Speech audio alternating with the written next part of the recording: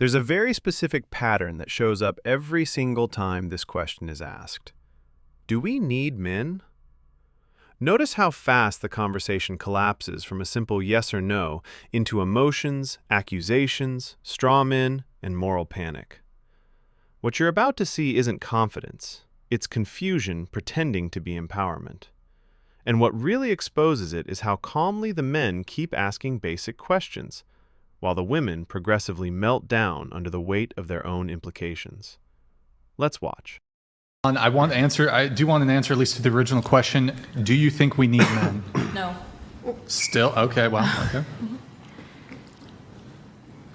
I mean, I still feel the same. Just short answers if you can. Okay, then let's just go with no for.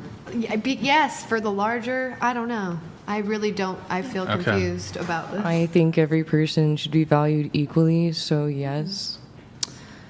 I don't think we need men, but I want them around I want everyone around who wants to be around. But do I have a desire to build a car? I don't have personally that desire. However, if I was put in a situation where I had no choice, I feel 100% confident I could learn and figure it out on my own. So the answer is you don't. My answer is I don't need them, but I'd like to live in a world with diversity, and I'd like people that are different than me to exist and learn from them, but I don't need them to survive. See, this is peak modern arrogance. She's answering a civilizational question with personal confidence. No one person can create or maintain all the tools, knowledge, and infrastructure that make survival possible. Civilization depends on countless people working together over generations. Claiming, "I don't need men to survive," ignores reality entirely. She's standing on a finished civilization and declaring independence from it, like standing on top of a skyscraper saying, "I don't need the foundation." That's exactly what privilege looks like when it goes unnoticed. Okay. Do you need... That's yes. interesting, Make men great again, though. but... Okay. Do you think we need men? Yeah, I think they serve some purposes. Yes, we need men. They serve some... It's interesting. I would just immediately say, yes, we need women. But we're stupid. No, I can't do what you can That's a straw man. Their brains are breaking. That's a No, solid I do straw think man we argument. need men, Never though. said That's that. what I mean. It's hard for me because in my personal life, I know that you're talking about. You can even ask me, if I like women, if I think women are great. My immediate need answer them? is yes. Yeah. But for No, women, you're right, it's... though. But the way you guys talk, Sure, it's like there's women some are bad- great to there's- make me a sandwich. Like That's not even what, again, He's another straw man. nodding. This right here is one of the most damaging lies feminism ever sold to women. When she throws out that women are just here to make sandwiches, it only works as an insult if you already see cooking, nurturing, and keeping a home as something that makes a woman less human, less intelligent, or less valuable. That didn't come from men. Men didn't look at women and say, "You're beneath us because you cook." Feminism did that.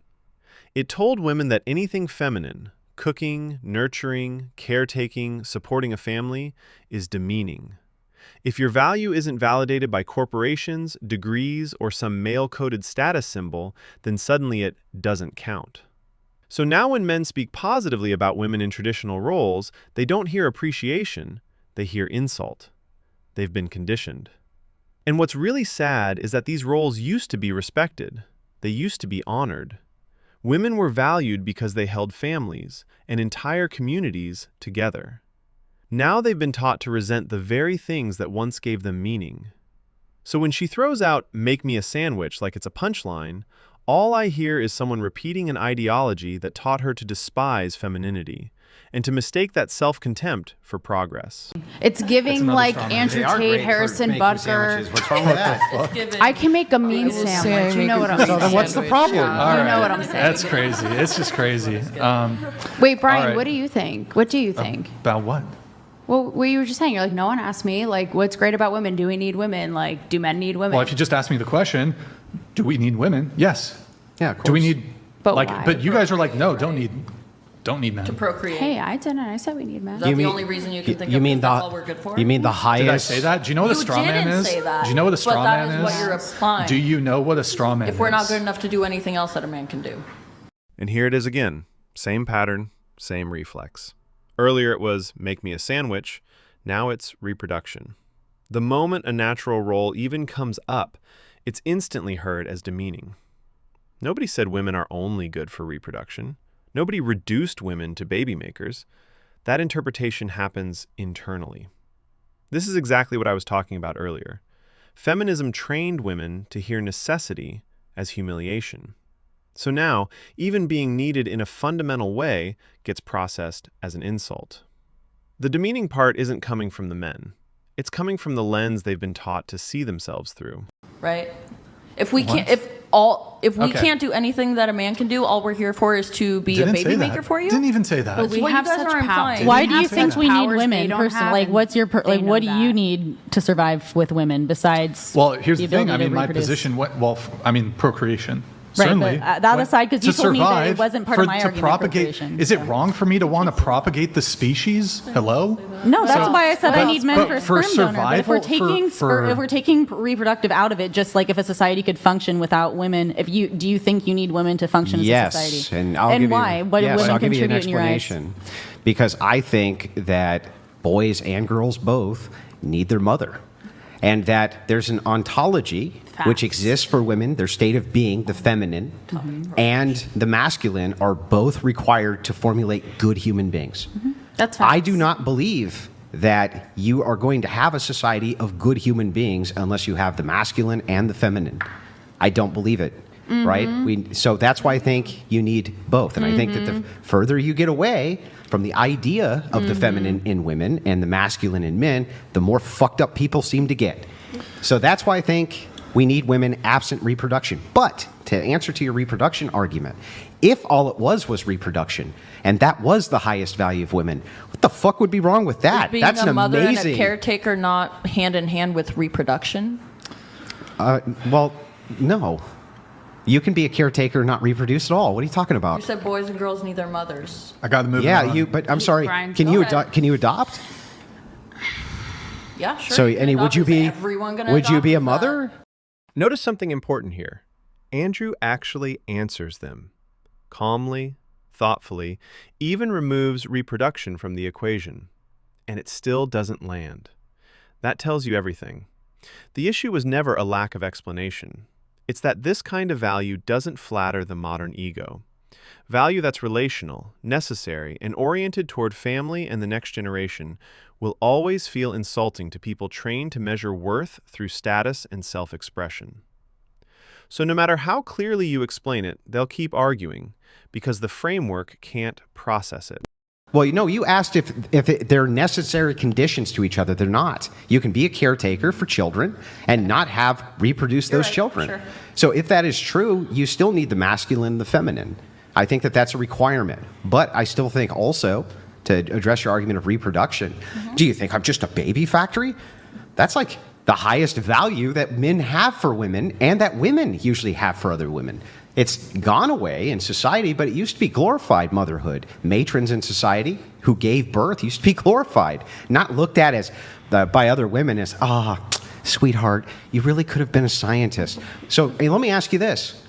If our smartest women, if you want to waste them in factories, and you want to waste them in cubicles, and you want to waste them working, why wouldn't you want the smartest women in society to be having children? Why can't they do who both? are really fucking smart? Exactly. Why Women can't are they do so both? Because I'll tell you why. Because in order to hit this status, the elite status for women, they have to go to college. In order to do that, they waste the entirety of their 20s. They're not getting married till 30, so they have one fucking kid, if they have any. That's why you have a reproduction crisis. So if they're not starting early, they're not having very many children. So it's, as we have run this experiment, here's what we found. They're not having them. This is where slogans crash into reality. Why can't they do both? Sounds empowering until you actually look at the outcomes. Because this isn't just about careers and reproduction, it's about kids. We ran this experiment. We told women they could outsource motherhood, chase careers, and still raise well-adjusted children. And the results are everywhere. Kids raised by daycares, preschools, screens, and strangers. Parents exhausted. Homes fragmented. You can't just abstract this away. Children don't need vibes and good intentions. They need time, presence, stability, especially in their early years. So when people say, why can't they do both? What they really mean is, why won't anyone acknowledge the trade-offs?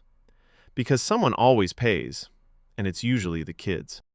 So no, they can't do both because you can only draw attention. I do both. You can only draw attention so far, right? Okay. You're not the look. No offense, Yeah. You're not a fucking top-level scientist. You're a porn star. Yes, you can do both, but when you're talking about the best and the brightest... Do you think I hold any value as a You porn think the star? best... What I'm saying is that As a the woman? best and brightest inside of society who are females, yes, I want them reproducing the best and brightest children. Do you think just because I'm a porn star, I can't do other things? I know. There are girls. What on does that have to do OnlyFans with anything that I just said? You just said, no offense, you're a porn star. Yeah, so...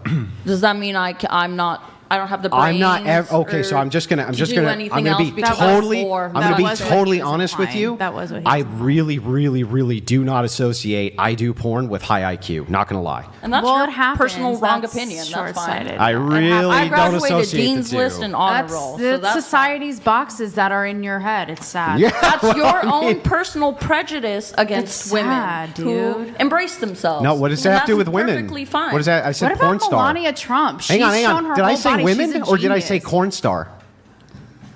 Am I not a woman? porn And star? are men not corn stars? Yeah. Okay, then what is that? I said that I don't associate high IQ with corn stars. You said, oh, so you don't like women corn stars? You think they have low IQ? You guys can I think generalize all and corn shit, but we stars. can't. I think all corn stars, male and female, Okay. I would associate with Aren't having low smart. IQs. This really isn't complicated. It shouldn't even be controversial. High IQ individuals tend to prioritize delayed gratification, long-term reputation, and legacy. Porn is built on immediate validation, short-term gain, and public sexual exposure. That correlation is just reality. Andrew didn't make a personal attack. He made a general association between behavior and outcomes. And notice what happens immediately. It gets personalized. Because when identity is all you have, every category feels like an attack on you. So instead of addressing the claim, it turns into, you hate women, even though he explicitly included men. I would associate narcissistic bigots with having low IQs, personally. Same. So then you should stop being a narcissistic bigot. That's not me. Are you sure? Positive. I don't know. You've gone I out of know, your your way. audience is kind of biased, so we definitely can't ask them. But I'm pretty sure if we asked the majority of everyone else, they would probably agree. That I'm narcissistic for giving you facts? No, that you're narcissistic for sitting here trying to tear people down and gaslight them into What did I gaslight you into? fumbling and fucking up their answer to hope you get the reaction you want out of them. Oh, I'm sorry. I thought you were super high IQ. Shouldn't people not be able to do that to your super high IQ self? You're not. Oh, I don't know. You've been fumbling the entire night. I really haven't. You really have. You literally told the entire audience that a person stealing a Snickers bar potentially could have the same trauma as an SA victim. And you think you I haven't did fumbled? not say the same You trauma. did. I said You better I rewind the cannot tape. perceive how that person, how that trauma affects that person. I know. Moving on. Yeah, let's move it on. Yeah, I agree. Let's move it on. Let's move it on. All right. She calls it gaslighting, but let's be real. All that means is, you're making me uncomfortable by forcing me to think clearly. Gaslighting isn't asking questions. Manipulation isn't pointing out contradictions. What's really happening is her self-image can't survive logical pressure, so she reframes accountability as abuse. This debate proves one thing. These women don't actually believe men aren't needed. They just hate what that implies. Admitting men are necessary means admitting hierarchy, complementarity, dependence, limits. Andrew didn't attack anyone. He forced clarity. And clarity is unbearable when your identity is built on feelings instead of truth. If you enjoyed this breakdown, hit that like button, drop a comment with your thoughts, and subscribe for more reactions where we cut through the nonsense and call out the contradictions.